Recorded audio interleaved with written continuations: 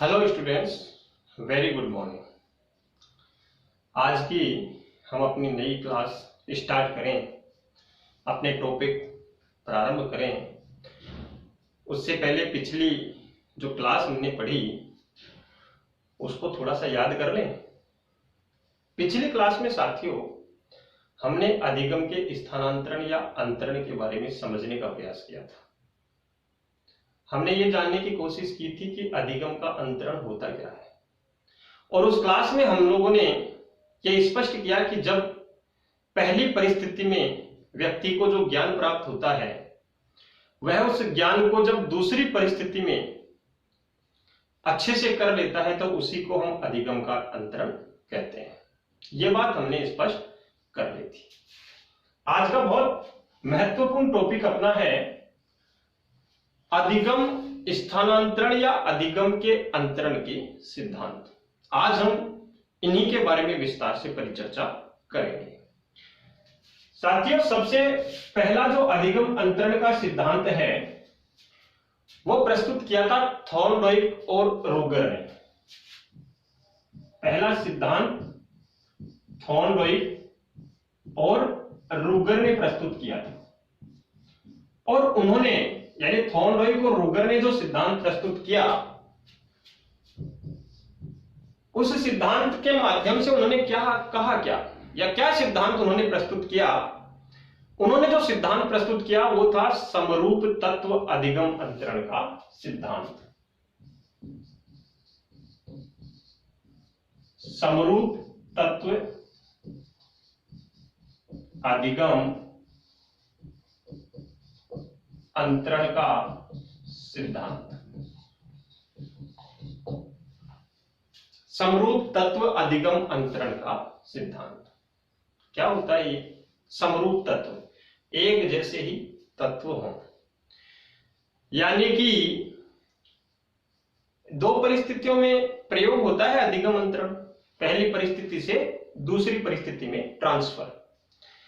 तो जब पहली परिस्थिति और दूसरी परिस्थिति में एक जैसे तत्व मौजूद होते हैं, एक समान तत्व मौजूद होते हैं, तो होने वाले अधिगम अंतरण की जो मात्रा होती है वो अधिकतम होती है। पहली परिस्थिति और दूसरी परिस्थिति में समान प्रकार के तत्व मौजूद होते हैं, तो होने वाले अधिगम अंतरण की जो मात्रा है वो अधिकतम होती है। इसको इस प्रकार से भी हम समझ सकते हैं साथियों कि जब व्यक्ति की दो परिस्थितियां होती हैं, यानी पहली परिस्थिति में व्यक्ति जो ज्ञान प्राप्त करता है उसके व्यवहार में जो बदलाव पहली परिस्थिति में आता है, जब वह दूसरी परिस्थिति को देखता है, उसके सामने दूसरी परिस्थिति आती है, तो पहली परिस्थिति में उसने जो ज्ञान प्राप्त किया है उसके तत्व और दूसरी परिस्थिति में उसके सामने जो ज्ञान उपस्थित है या जो परिस्थिति उपस्थित है उसके तत्व जब एक समान होते हैं, एक जैसे ही होते हैं, तो ऐसी परिस्थिति में जो अधिगम का अंतरण होता है वो अधिकतम मात्रा में होता है, अधिकतम सीमा तक होता है। तो इस सिद्धांत से स्पष्ट क्या हुआ? इस सिद्धांत से स्पष्ट हुआ ये पहली परिस्थिति है, ये दूसरी परिस्थिति है। इन दोनों परिस्थितियों में जो तत्व हैं, मौजूद तत्व जो हैं वो कैसे हैं? वो एक समान हैं। तो इन एक समान तत्वों की वजह से जो अधिगम का अंतरण होगा वो अधिगम अंतरण कैसा होगा? उस अधिगम अंतरण की मात्रा कैसी होगी? उस अधिगम अंतरण की मात्रा अधिकतम होगी साथियों। अब इसको हम समझ भी सकते हैं। एक उदाहरण है इसका। हिंदी का ज्ञान संस्कृत भाषा में अधिकतम सीमा में उपयोग में आएगा। कैसे? हम लोग पढ़े हैं हिंदी और संस्कृत भाषा में बहुत कुछ इक्वल होता है, बहुत ज्यादा तत्व ऐसे होते हैं जो एक समान होते हैं। अगर पहली परिस्थिति में हमने हिंदी भाषा का ज्ञान प्राप्त किया है। पहली परिस्थिति में हम लोग हिंदी भाषा सीख रहे हैं या सीखे हैं। दूसरी परिस्थिति में जब हम लोग संस्कृत भाषा को पढ़ने लगते हैं, तो चूंकि पहली परिस्थिति में हमने जो हिंदी भाषा पढ़ी है उसके बहुत सारे तत्व ऐसे हैं जो संस्कृत में वैसे के वैसे ही मिल जाते हैं, यानी एक समान मिलते हैं। तो संस्कृत भाषा का जब हम ज्ञान प्राप्त कर रहे हैं तो हमारे अधिगम का जो अंतरण है, यानी हमें जो ज्ञान प्राप्त हो रहा है वो अधिकतम सीमा तक हम उस अंतरण को कर लेते हैं। यानी हिंदी का ज्ञान बहुत ज्यादा सीमा तक संस्कृत के ज्ञान में काम में आता है। तो इसी को थॉर्नडॉय को रूगर ने कहा है समरूप तत्व अधिगम अंतरण का सिद्धांत।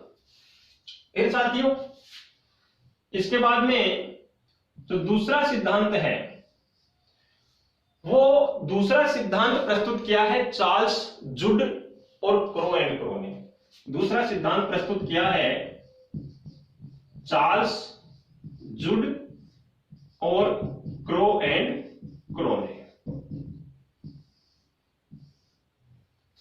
उन्होंने क्या कहा है या उन्होंने क्या सिद्धांत प्रस्तुत किया है?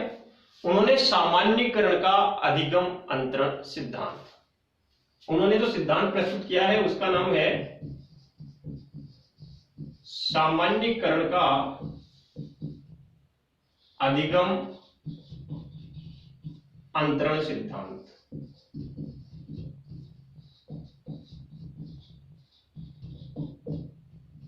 और सामान्यीकरण का अधिगम अंतरण सिद्धांत जो है उसमें उन्होंने क्या कहा है? उसमें उन्होंने कहा है कि जब एक व्यक्ति किसी भी व्यवहार को सामान्य रूप से ग्रहण कर लेता है, उसका आत्मीकरण कर लेता है, उसका आत्मसात करता है, या हम कहें कि उसके व्यवहार में वो सामान्य हो जाता है,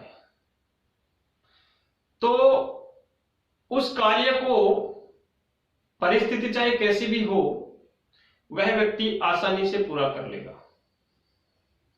लेकिन अगर उस व्यक्ति के सामने अचानक से कोई नया कार्य आ जाता है, उस व्यक्ति के सामने अचानक से कोई नई परिस्थिति आ जाती है, तो वह कार्य उसके लिए बड़ा ही कठिन हो जाता है। क्या कहा है उन्होंने? जब व्यक्ति के सामने वही दो परिस्थितियां होती हैं, पहली और दूसरी। पहली परिस्थिति में जो ज्ञान है उसको अगर वह सामान्य कर लेता है और दूसरी परिस्थिति भी वैसी ही होती है, तो वो आसानी से उस कार्य को कर लेता है। लेकिन अगर परिस्थिति नवीन हो गई या कार्य कोई नया हो गया, तो वही कार्य उसके लिए कठिन हो जाता है। एक परिस्थिति में व्यक्ति कोई कार्य कर रहा है और उसने उसको अच्छे से ग्रहण कर लिया, उसने अच्छे से उसको आत्मसात कर लिया, तो वह उस कार्य को किसी भी परिस्थिति में बड़ी आसानी से कर लेता है। लेकिन अगर अचानक उसके सामने नया कार्य आ जाए या कोई नई परिस्थिति उसको दे दी जाए, तो वही कार्य उसके लिए बड़ा कठिन हो जाता है। इसको हम एक अन्य उदाहरण के माध्यम से और समझ सकते हैं साथियों। मान लो एक अध्यापक है, मान लो एक अध्यापक है और हमेशा वह आसानी से 50 छात्रों के बैच को पढ़ाता है।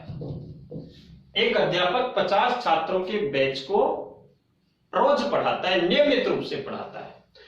अब उसने क्या किया? उस कार्य को ग्रहण कर लिया, आत्मसात कर लिया, तो 50 छात्रों का बैच किसी भी परिस्थिति में वो पढ़ाएगा तो बड़ी आसानी से उस बैच को पढ़ा देगा, उसे किसी प्रकार की कोई समस्या नहीं होगी। लेकिन अगर उसे नया कार्य दे दिया जाए या कोई नई परिस्थिति दे दी जाए, वो कार्य या परिस्थिति क्या होगी? 50 छात्रों के स्थान पे उसको 500 छात्रों का बैच दे दिया जाए।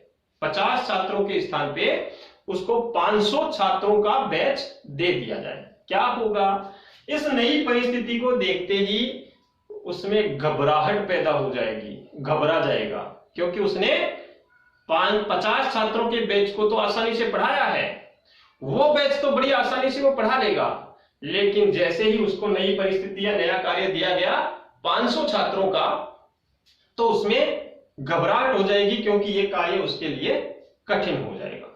इस प्रकार से दो सिद्धांत हमने पढ़े, एक बार इनको रिवाइज कर ले, फिर हम अगले सिद्धांत पे चलते हैं। पहला सिद्धांत प्रस्तुत किया थॉर्नडाइक और रूगर ने, समरूप तत्व अधिगम अंतरण का सिद्धांत।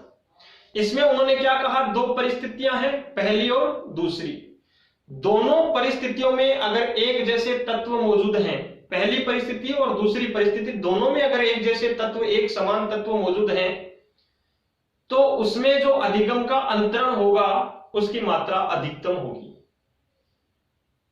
हिंदी भाषा का ज्ञान अगर उसने पहली परिस्थिति में प्राप्त किया है व्यक्ति ने, तो दूसरी परिस्थिति में जब वह संस्कृत का ज्ञान प्राप्त करेगा तो उनमें एक समान तत्व होते हैं, बहुत ज्यादा होते हैं। इस कारण से अधिगम की मात्रा, अधिगम अंतरण की जो मात्रा है वो ज्यादा होगी, वो पहले ज्ञान को उसमें प्रयोग करेगा। दूसरा सिद्धांत साथियों चार्ल्स जुड ने प्रस्तुत किया और क्रो ने प्रस्तुत किया, वो सामान्यीकरण का अधिगम अंतरण का सिद्धांत प्रस्तुत किया। इसमें उन्होंने क्या कहा कि एक व्यक्ति किसी कार्य या व्यवहार को जब सामान्य कर लेता है, सामान्य रूप से ग्रहण कर लेता है, स्वीकार लेता है, आत्मसात कर लेता है, तो उसके कार्य में या उसके व्यवहार में वो सामान्य बात हो जाती है। अब उस कार्य को तो वह किसी भी परिस्थिति में बड़ी आसानी से कर लेगा, लेकिन जब उसके सामने कोई नई परिस्थिति आएगी या कोई नया कार्य उसको दे दिया जाएगा तो वह कार्य उसके लिए बड़ा कठिन हो जाता है। इसको भी हमने एक एग्जांपल से पढ़ा कि एक अध्यापक मान लो है 50 छात्रों के बैच को रोज पढ़ाता है, नियमित रूप से पढ़ाता है, तो 50 छात्र तो उसे किसी भी परिस्थिति में दे दो, वो बहुत आसानी से उनको पढ़ा लेगा। लेकिन अचानक उसको 50 के स्थान पे 500 छात्रों का बैच दे दिया जाए कि आप 500 छात्रों को पढ़ाइए, तो यह कार्य उसके लिए थोड़ा दुष्कर हो जाएगा, कठिन हो जाएगा और उसमें घबराहट पैदा हो जाएगी। यह सामान्यीकरण का सिद्धांत है।